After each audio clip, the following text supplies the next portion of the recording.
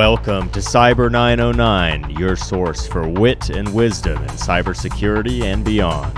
On this podcast, your host, Veteran Chief Security Officer and cyber aficionado Den Jones, taps his vast network to bring you guests, stories, opinions, predictions, and analysis you won't get anywhere else.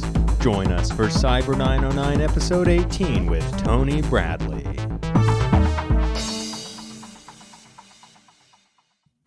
Well, folks, welcome to another episode of Cyber909, the podcast that's confusing by name and nature because we don't really talk about cyber stuff much. But we do talk about things related to cyber technology, leadership, and everything else. We have inspiring guests on the show, and this week is my good friend, I'm going to say the guy that could turn my shitty Scottish text into some great grammar that can be read by anybody in the world. So, Tony Bradley, welcome to the show. Why don't you introduce yourself for our audience?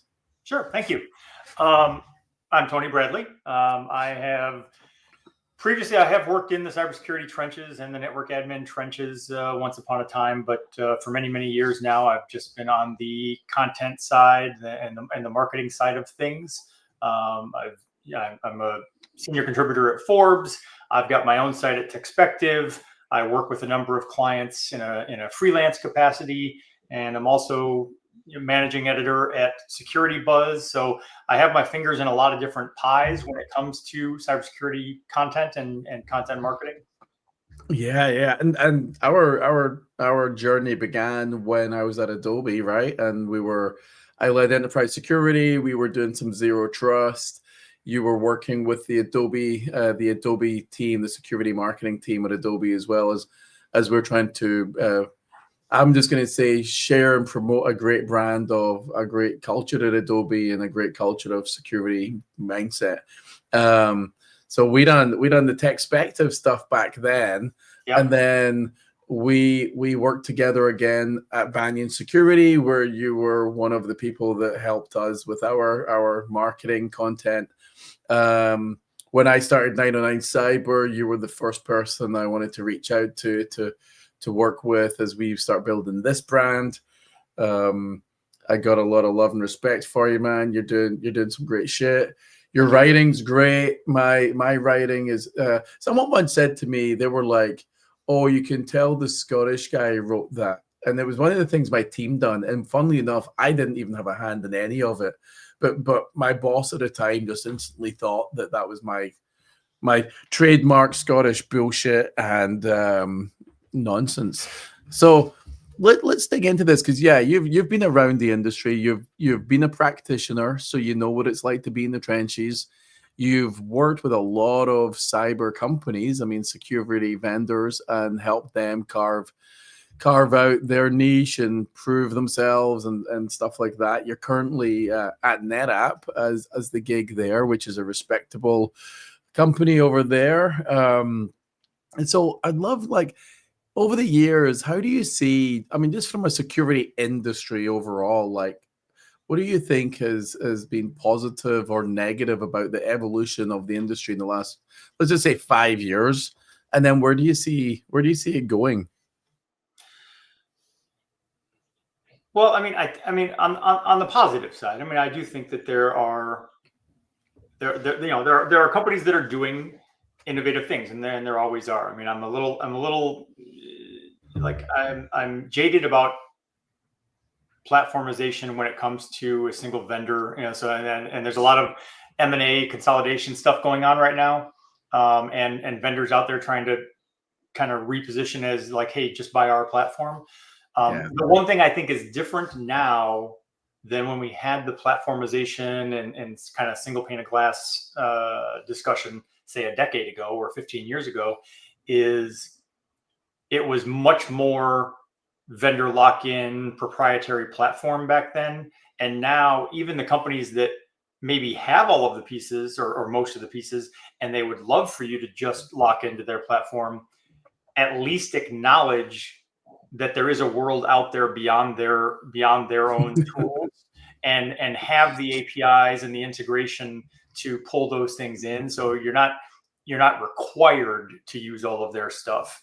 But I mean, so I think the challenge has always been the cat and mouse game, that that new attack vectors come along, new technologies are invented, new attack vectors come along, the attack surface expands. Someone has to come out with a new solution to defend that, and then eventually that evolves to either into its own cybersecurity industry segment. Once Gartner comes down from on high to give it a blessing and name it. Or it becomes a feature that is just kind of like, rolled into other platforms. But we continue to see that kind of cat and mouse evolution. If I was going to pick a negative, a downside, I think it would, from the marketing perspective, I think it's just the buzzwords. I'm in the industry, so I don't know. I don't know what to tell you about how to get around that. It undermines the messaging. So a few years back, right before COVID shut the world down, I went to the RSA conference in 2020. Yeah. I went there with a project in mind for my work as a freelance content marketer. And that project was, I walked the show floor, went to all the booths. Well, maybe not all the booths, but I went to a lot of the booths to look at their messaging. And I made like a kind of a bingo card, a list of the buzzwords, and so even back then, and this is pre-ChatGPT, I mean, the cybersecurity industry, we've talked about AI and ML for years and years and years. Yeah. So those were some of my buzzwords, was companies claiming their thing was built on AI or built on ML. It had different things like complete visibility, or just different terminology that companies use. And I made this list of the buzzwords that I need to update, but I've been using it for years now. When I engage with a new client, I basically sit down and I say, listen, I want you to tell me what you do. Tell me what this product or service does for customers, but you can't use any of these buzzwords. And the reason I do that is just it's an exercise in, if you can't if you can't explain what your product does and what the benefits are for me without using these buzzwords, then you don't really understand it either. Yeah. And we can't clearly convey to others what it does.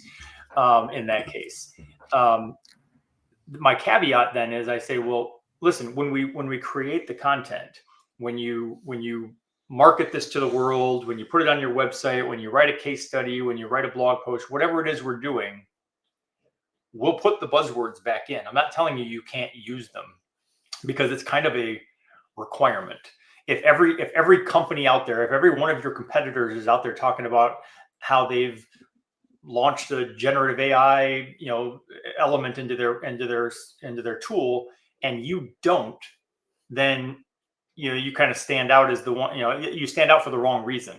So in a lot of cases, or in most cases, I do feel like you sort of need to weave the buzzwords back in. Yeah.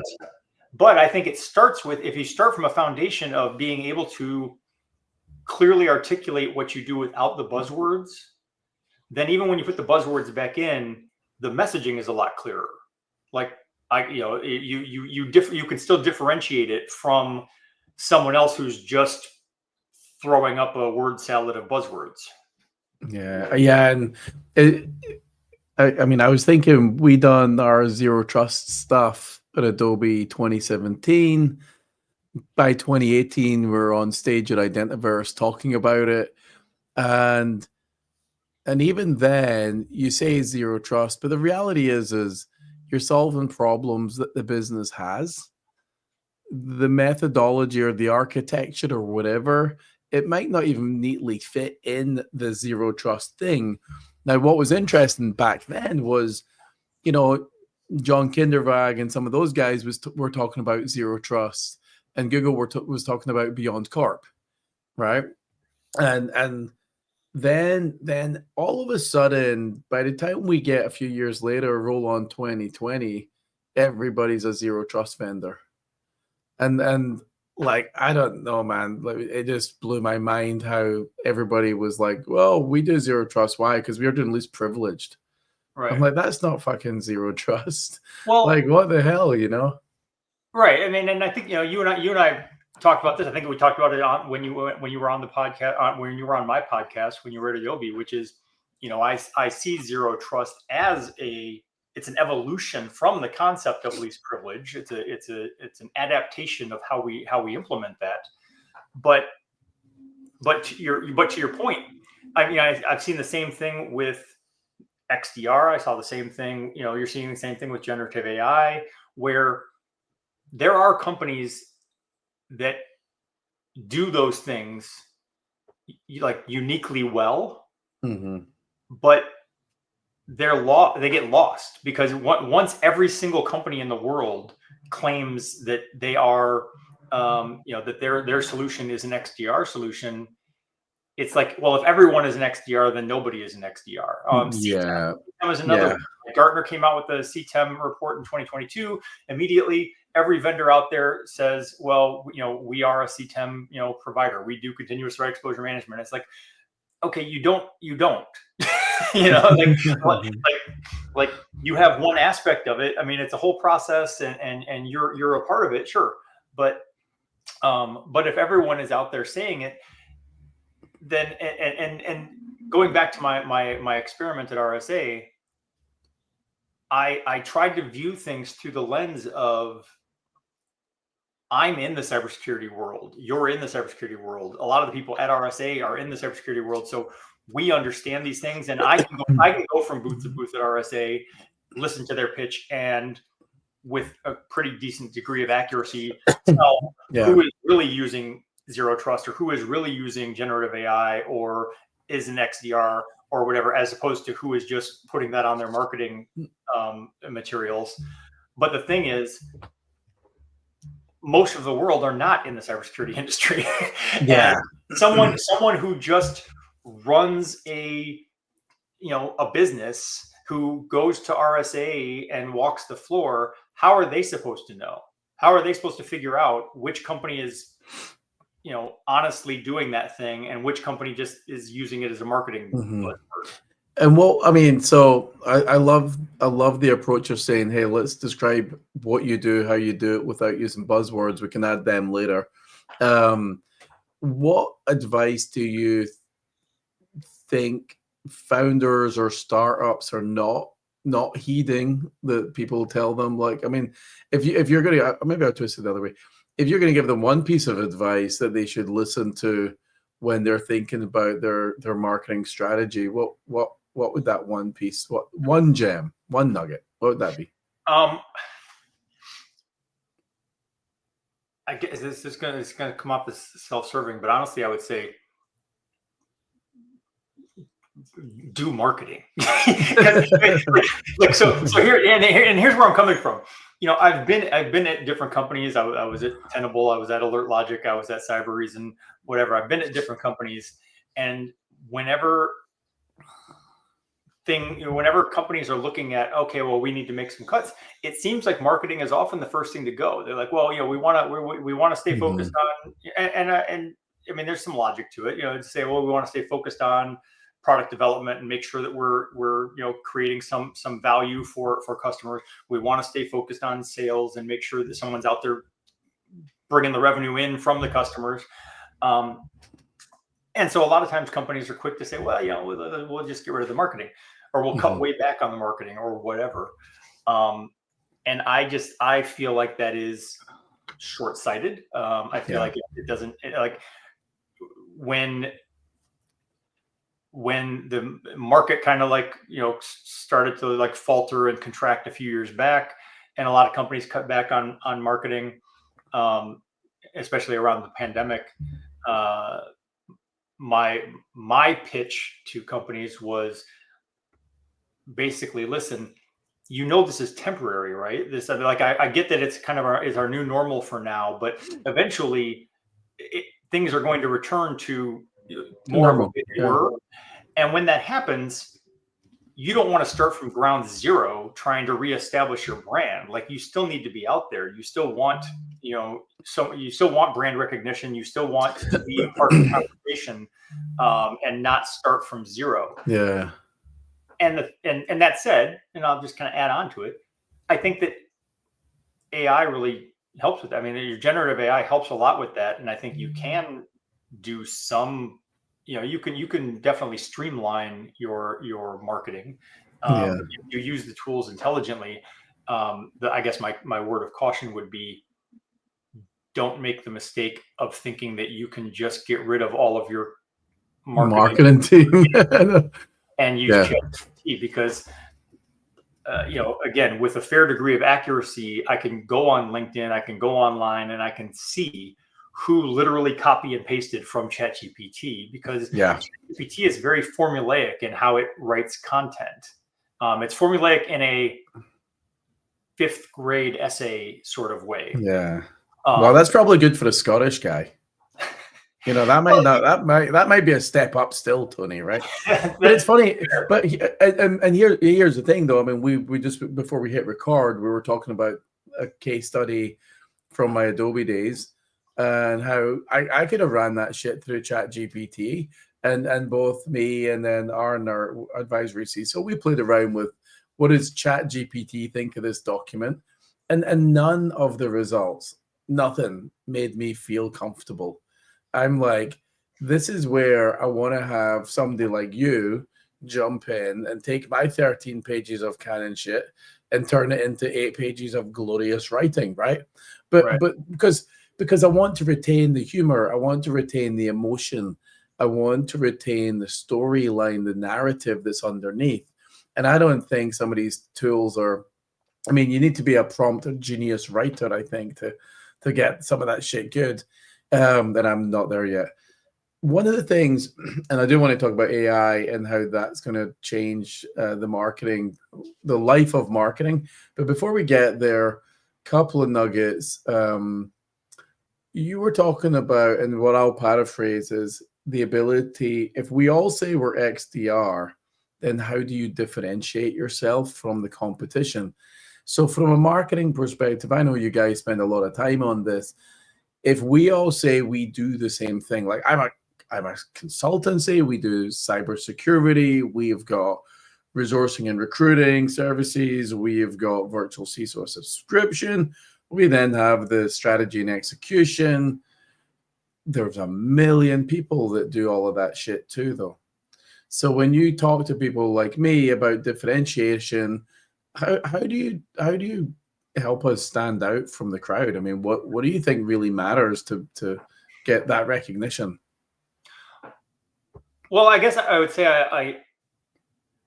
I start from the other side of that coin. So I would sit down with you and sat down with you and start from the perspective of, okay, well, let's, you tell me, what do you think you're doing differently? Everyone thinks they're doing something differently. Otherwise, why would you bother creating the company? And I've talked with people who left a company that does like identity security to go launch an identity security provider. And I've asked them, I'm like, well, why did you do that? Why, you were already at a company that does that. And they say, well, because I had this idea and I wanted to do things differently than they wanted to do. And I said, okay, well, let's start there.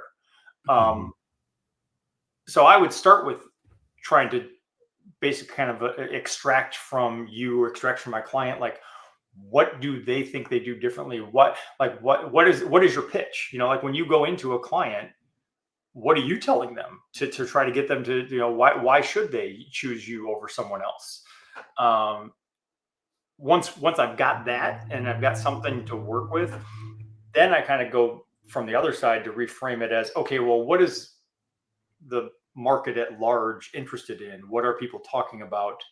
What are the topics that are getting traction, and then connect the dots. Try to take okay, this is what we're doing differently, and this is what the audience wants to know about. here's how these two things go together.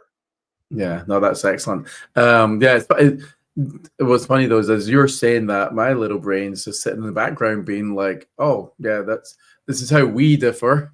I internalize that straight away. I'm like, oh well, we do this, we do that, we do. And I always believe a lot of people say they do the same shit. And when I was at Banyan, it's like, okay, where's your trust vendor? We want to go down the buzzword of the SASE business. Yeah, but there's 10 vendors that say they do that. So why would someone, and how would someone recognize us as worthy of their time? So I think that is the little nugget. And marketing is very emotional, right? So as you're thinking of building a campaign that plays on someone's emotions, what do you generally think of as the hook that gets people to pay attention? What's the opening line kind of advice that you've got there? Well, I think I go back to what I was just saying, that I would then go. That's the point where I would be looking at what is being discussed in the world and how do we connect those dots. Because if you just create marketing content from your sort of self-centered perspective on the world, you care about it, but the question is, why should I care, or why should someone else care about it? Yeah. And I think, and a lot of companies fall into that trap of, especially on the product marketing side. Like, product marketing is like, whoa, no, we created all these features and benefits like that, we just want to talk about those. And it's like, okay, well, that's great. I can see that you're very excited and you're very proud of the features and benefits you created, but we have to find a way to connect those dots to what someone cares about. And, to put it into a marketing cliche, it's, sell the sizzle, not the bacon. So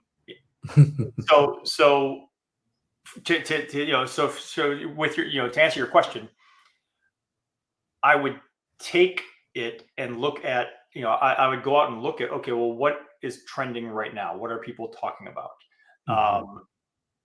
And connect those dots. Because if I just write content and publish it, whether it's on Forbes, on Security Buzz, on Techspective, wherever, if I just create content and publish it because maybe it says great, smart things and it's very well written content, but it has to have a headline and it has to have an opening hook that is related to something the audience gives a shit about. Yeah. And that's the thing. It's like, everybody talks about ZT, and for me, I've been like you, I'm a veteran in this shit, 30 plus years.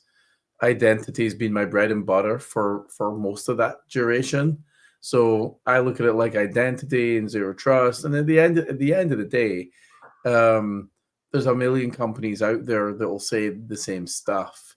It's bringing credibility to your brand, I think, is vitally important. And you mentioned something earlier about during COVID, people pull back and stuff. I actually think that's the time to double down. I think at some point you've got to recognize that if people aren't going to conferences in person, if people aren't meeting up in person, then your salespeople aren't taking them out for dinners. Right. How do you get your brand moving even faster? It's a digital marketing strategy, and some companies did. So I will tell you that, like, what happened immediately when we all got home from RSA in 2020 and the world shut down and they said, okay, everybody stay home. I had conversations that were like ahead of RSA and at RSA with clients that I expected to close the deal with and move forward, with a relationship, that canceled, that pulled back and said, you know what, we're not gonna do anything right now. And for a minute, I was like, oh shit, my cash flow is about to dry up. Yeah. But what ended up happening is I had for every one vendor I lost, there were two that think like you just said. I had others who came to me and said, hey, now that we're not doing in-person events, not only do we feel the need to double down and expand our visibility digitally, but also we've got all this budget that we had allocated. Like, we were planning on going to Black Hat, now all of a sudden I've got $200,000 I don't know what to do with. And I'm like, well, I'm happy to help. Yeah. Pull me in. I can do that shit. Now, we talked about AI a couple of times there. How do you see AI changing the life of a marketer? I see AI changing things the same way I see AI changing things for security in general and for a lot of things, which is it augments and streamlines what you do. It can't replace what you do. And so going back to what I said, like, you can't, generally speaking, you can't take a topic and just say, hey, ChatGPT, write me a blog post on this, or create a case study, and then copy and paste that directly and be like, cool, we're done. But I'm definitely not like on the Luddite end of the spectrum who says, well, don't use AI. I'm not a purist in that respect. I think you absolutely should use AI. I think it would be a critical mistake to not use AI at this point. But you have to use it intelligently. So, you can use a ChatGPT or Gemini or whatever, whoever's out there, as a, I see it as it helps get you beyond the blank page stage. You can throw some ideas at it and say, hey, give me some, here's a topic I want to write about. Give me some ideas. And so it helps you get started. And it can even, it can whip up an outline for you to say, hey, look, maybe the article should kind of look like this. I think that is helpful. Because prior to ChatGPT, prior to generative AI, that is generally how I got past the blank page stage, was to start with the outline. Because I was like, well, if I try to think of this in terms of I'm just starting from word one and I'm just going to start writing, that's hard to conceptualize for me. But if I write an outline and I say I'm going to talk about this, then this, then this, then this, well, now instead of looking at it like I've got a blank page that I have to fill with 1,000 words, I'm like, well, I only need to fill in 200 words for this section. I just need to come up with some thoughts on this one part of it. So I find that very helpful. But like I said, you can't use it in and of itself. And also, I think people need to really understand, and I think the audience of this podcast and people in tech in general understand this, but average people don't understand that ChatGPT, like, yes, they're continuing to advance everything. There is I forget what they're calling the current one, but they come up with like so now they're like on 01 whatever, and so there are models that do more reasoning. And so it is getting beyond this, but in general, these are just, large language models. They're just trained on a set of data, so they only know what has come before. And ChatGPT is not this like, magical wordsmith, of creation. It literally is just a predictive model of saying, hey, based on everything, I've scanned the whole internet, I've cataloged it all. And based on my analysis of the internet, it seems likely that in a sentence that starts with these 5 words, the next word would be this. So by definition, whatever ChatGPT cranks out for you isn't going to be creative. It's not going to be it is incapable of pushing the envelope or even really being thought-provoking, because it can only provoke thoughts that already existed. And I mean, I it's going to be a continual evolution, right? I mean, the reality is ChatGPT of February 2025 is not going to be the same as February 2026. I mean, the shit is rapidly moving forward. I would love to think, though, that, like you said earlier, it brings efficiencies. It can help speed up some of the work that a marketing person will do, like it will speed up a hacker's life and ideally a defender's life. So I see it being a great accelerant. Garbage in is still garbage out. So if there's poisoning or bad data going in, then you're going to get what you're going to get. I don't see it eradicating whole industries. I mean, do you see anything like that? Do you ever see a day where like a whole industry or a whole job function just disappears because AI's got so good?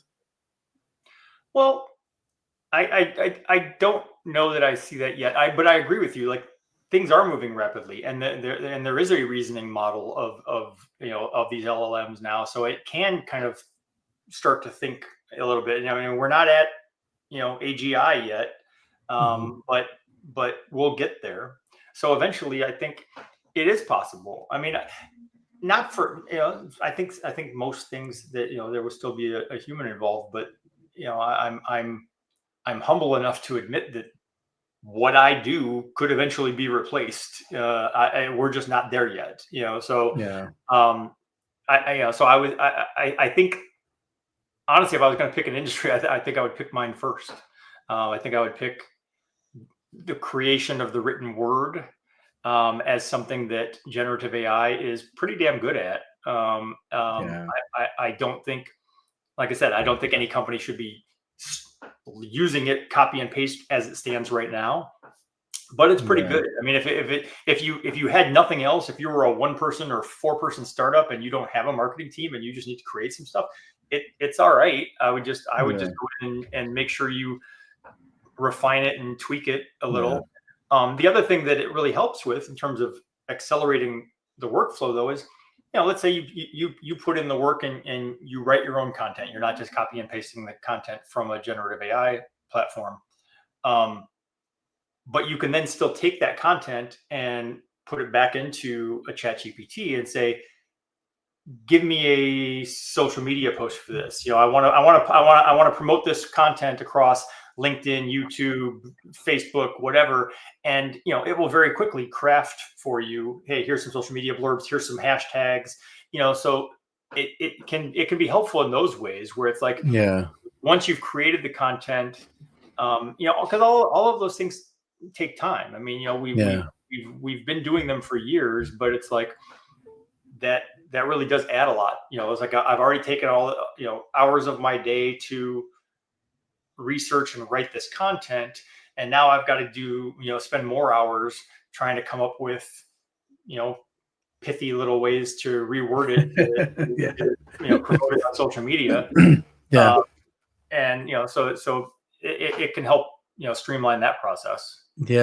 And for me, I've been playing around and leveraging it for so any of these ChatGPT, Gemini, or whatever, just even ideas for questions on a podcast, right? So the reality is there's nothing wrong with me saying, hey, I'm going to have a podcast. It's going to be this thing about this topic. And do you have 10 thought-provoking questions? And then I'll spit some shit out. And then I'll look at that and I'll be like, oh, okay, that's not a bad one. But then I'll not use that question, but maybe it'll give me an idea for a variant of the question.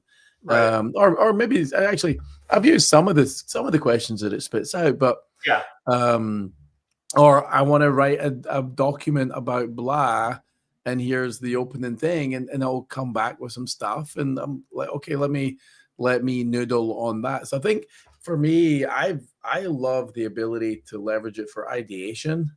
If I'm drawing a blank, like you say, or give me like what sections should I be thinking about creating as part of a post about blah.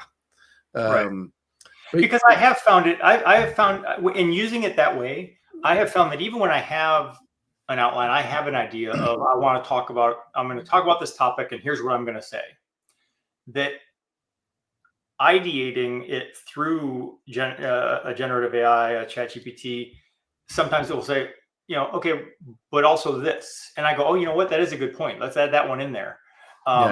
and the thing that just occurred to me while you were talking about that is, while for some people there's a stigma around this of you're cheating, you're being lazy, you're whatever, you're by relying on generative AI instead of doing the work. It just occurred to me, look at any executive.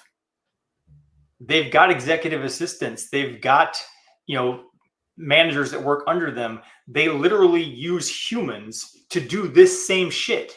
Yep.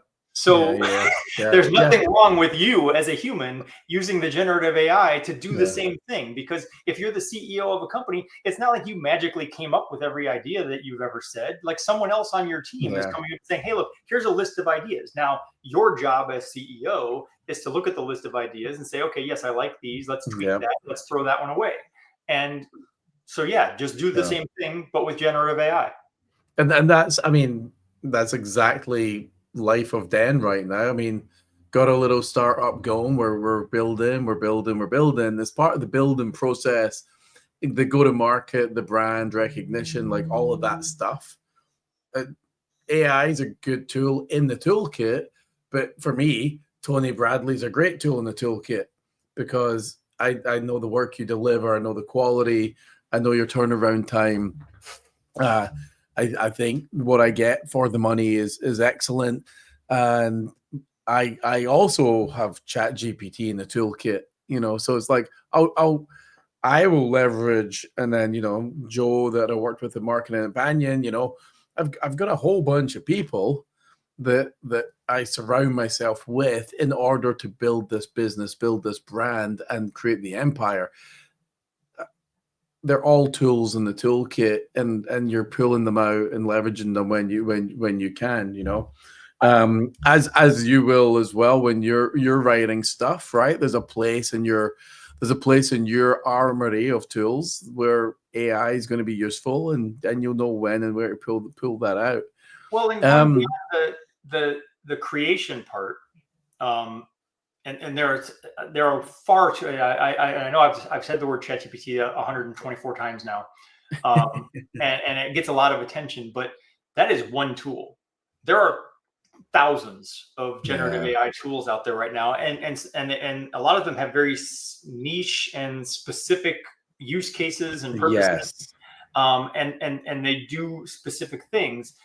So if you go beyond the sort of broad spectrum generative AI, like a ChatGPT, and you look at some of these other tools, you can also then, from a marketing perspective, use them to, again, these are to do things that we've been doing for years manually or using other tools, but you can use a generative AI to do things like identify market trends, identify, help to help develop the strategy of, where should I be marketing? What is resonating? What is not resonating? You can use it, in combination with other tools to provide a more customized, unique angle. I mean, with the right tools, it's like I can, instead of saying, okay, I'm going to create this, marketing, I'm going to create this marketing collateral. I'm going to send it out to 1,000 people, 10,000 people, whatever. I can say, I'm going to create the general template of this marketing collateral, and I'm going to use generative AI to customize this. So the one that Den gets is different than the one Tony Bradley gets, based on their interests and how it matters to them. That's how you get more effective marketing is with precision. I was thinking of the tools that I've enjoyed playing around with. Midjourney for me as a graphics platform, I love it. I think it's just I haven't some of this shit. I dabbled with it, and I've used the ChatGPT, DALL-E, integration or whatever. So far, I think it's okay. I'm not super impressed because I feel like it kind of does the same thing all the time. Like it's like you can just look at an image and go, oh yeah, that was created with ChatGPT, because it's got sort of a stylized way it does things, and also it's just really bad at text.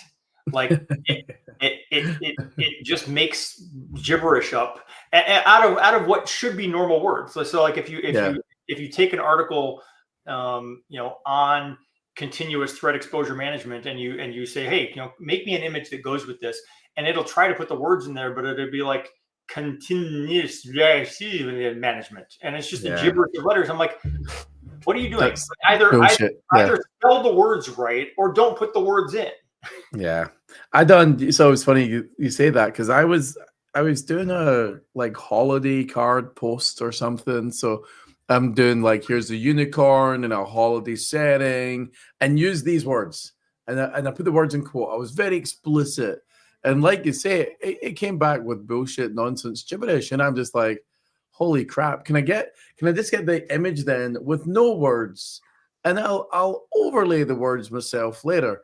And so I think there's a ways to go for the whole AI thing. But it's exciting to watch how different and diverse little companies are emerging and what they'll do.